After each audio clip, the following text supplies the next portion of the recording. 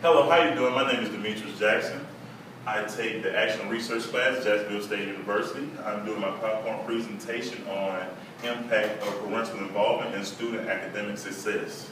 And now we'll move on to our first slide. Here at Parental High School, we are a unit school, grades K through 12, serving 600 students for the entire campus. We are doing, or I am doing, this PowerPoint presentation on grades 9 through 12. And the area of improvement based on the data that I have received for grades 9 through 12 is trying to increase parental involvement and increasing student achievement and decrease discipline referrals. We'll move on to the next slide.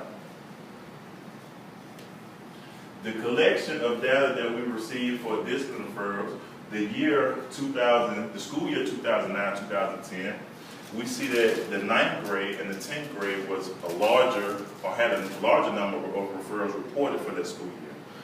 The collection of the referrals, I talked to my leadership team, which consists of my principal, assistant principal, and 2 counselors, and they said the majority of referrals that year came from the 9th and 10th grade. As you see, the 9th grade has 22, and the 10th grade had 28, which gives them a grand total of 80 referrals for the school year. This current year here that we're in now, 2014, from August 14 until the date of January 23rd, 2015, we had a total of 63. Now, we see that that is a small number, but at the same time, it is extremely close, a difference of 17 from the 8 that we had in 2009-2010 school year. So now this study that we're doing, we need to see what can we do to make or get the kids to behave better inside the classrooms.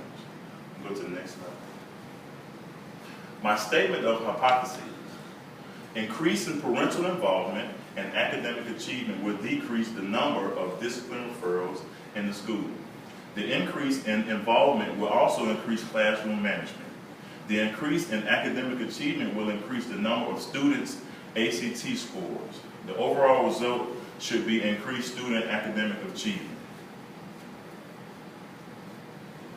Research on parental involvement and socioeconomic status. My first bullet is from the article, according to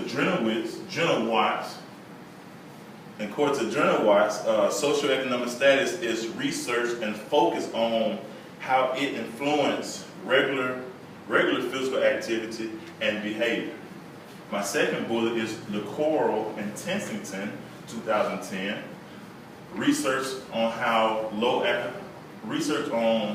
low achievement and very closely associated with lack of resources. And the third bullet for Lacoral and Tensington is what it says, we're able to identify strategies to help close the gap for students in high poverty schools. Now, the strategies that the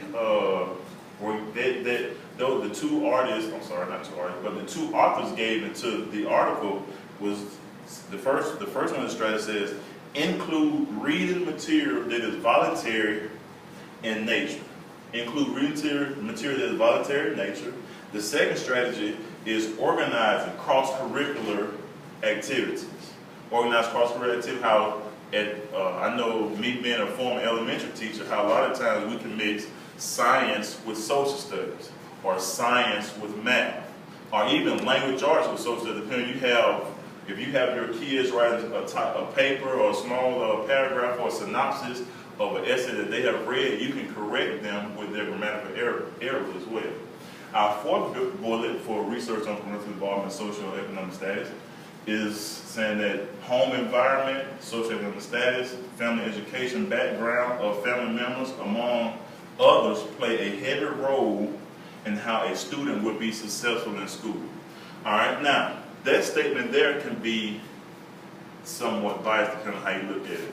It's a major role, but you have some students that have that determination and tenacity about themselves where they're going to be that first family member to make it out the family to attend high school, graduate high school, attend college and graduate and go on to the next level as far as the master's or the PhD. So now, like I say, a lot of times that does play a heavy role as far as the educational background you have from your parents, but if you have those students that have that determination about themselves and the will to want to, they will also excel with having a bad academic background.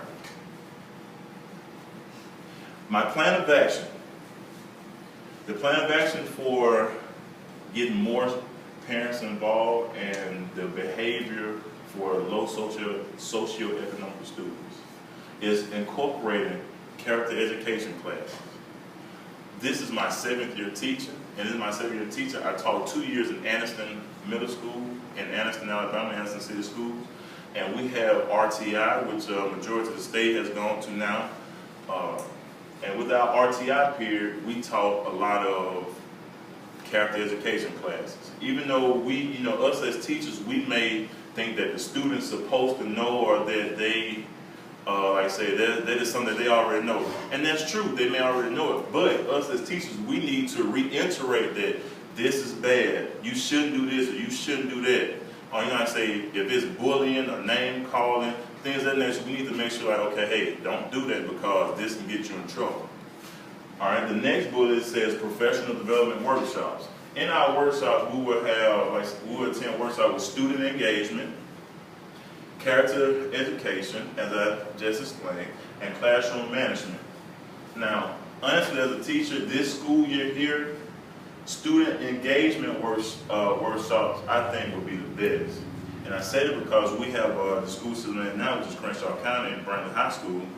We've had a workshop with Dr. Weld. Dr. Weld has written several books, and he has taught us several things about student engagement. And one main thing that I like that he taught us, and I've used in my class at time too, is Kahoot, a game response system. You can put in your test questions in Kahoot, and when you put your test questions in Kahoot, the kids can play it just like it's a game, and they're learning at the same time. So that's what I like the student engagement. And then they are also engaged, because everyone in the age of 7 to 17 or 7 to 18 like to play games, even adults and myself. Next slide. The data collection. My data collection came from the Aspire assessment results. As I said, that our most office referrals come from 9th and 10th grade.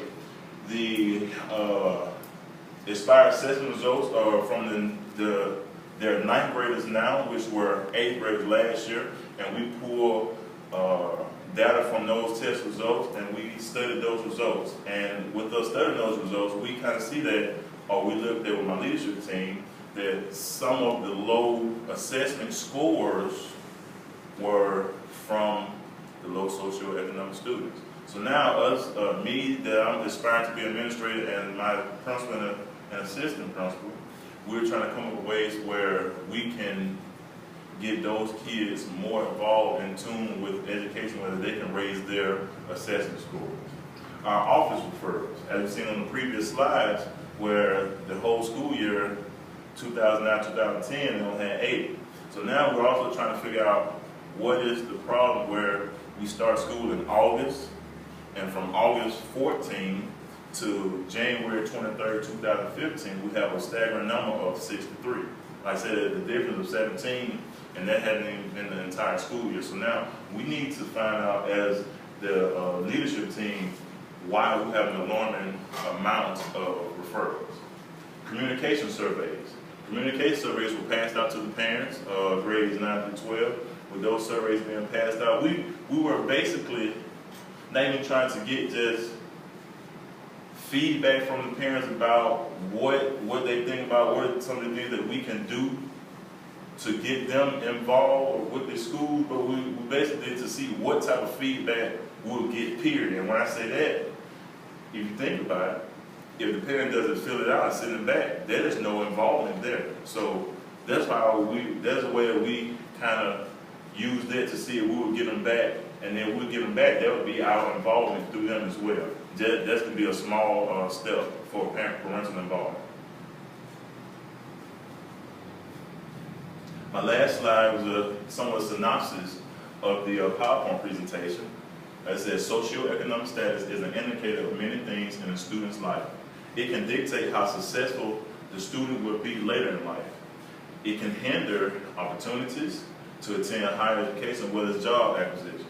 Without the push to help minority students from low socioeconomic status, low socioeconomic background, the obstacle gets harder to overcome.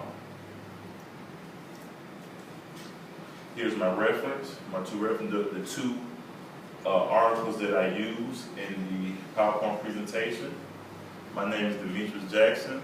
The class I'm doing for is Action Research, and I appreciate your time, my co-workers, my lovely, wonderful co-workers that have spent time with me on this wonderful Friday. Thank you.